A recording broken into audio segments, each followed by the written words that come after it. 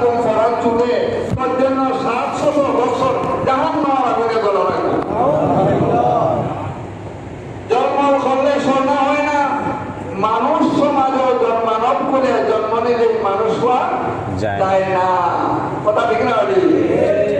মানুষ দুই প্রকার, মানুষ এক জন্মগত মানুষ, জন্মসূত্রে মানুষ, আর হলো গুণগত মানুষ। পৃথিবীর বহুত মানুষ আছে, বহুত ডিগ্রি আছে, কিন্তু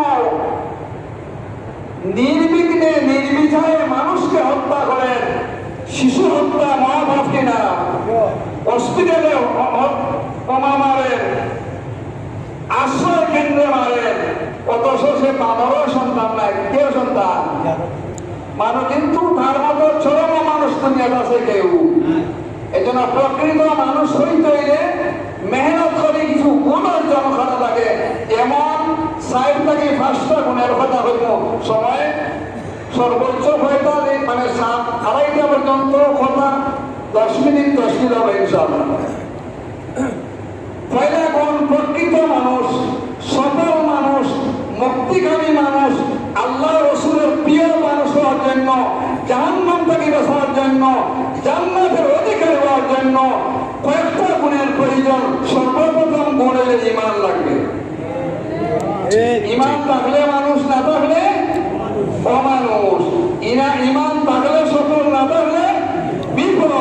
খোদার কসম, এই ঈমান যারা আমরা মুসলমান ঈমান পাইছি, কষ্ট করি না সুলভে? এ হইছে কষ্ট করি সুলভে। বাবা মুসলমান, মুসলিম পরিবারে জন্ম নিছি, সৎ উপায়ে ইসলাম পাইছি, মালে মুখ দিলে বেরহম তাফকা মা। আমি মরিবাজার স্থানীয় মানুষ, এলাই মরিবাজার ছিলেও বাসায় বলে তাফকা বিনা পরিশ্রমে যা অর্জন হয়, এটা নষ্ট হয়ে গেলে কি হাত ছাড়া হয়ে গেলে কোনো আঁকে আফসোস লাগে না। কথা ঠিক না? এই জন্য আমরা বিনা কষ্ট ইসলাম পাইছি। ইসলাম গেলে কি আমরা হসে যায় না, এমন মনোমানসিকতা, এমন বাদ ভঙ্গি বোঝা যায়। ঠিক না? আর সাহাবায়ে কেরাম ইসলাম পাইছেন রক্তের বিনিময়ে, রক্তের বিনিময়ে, বিবি বাচ্চা ছাড়িয়া, বাড়িঘর ছাড়িয়া, নিজে কুরবানি শহীদ হইয়া, সম্পদ ত্যাগ করিয়া। এই জন্য ইসলাম তার কাছে সবচেয়ে দামি।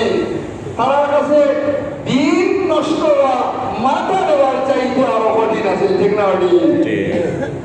এক পরিবেশে সাহাবাদের এক জমা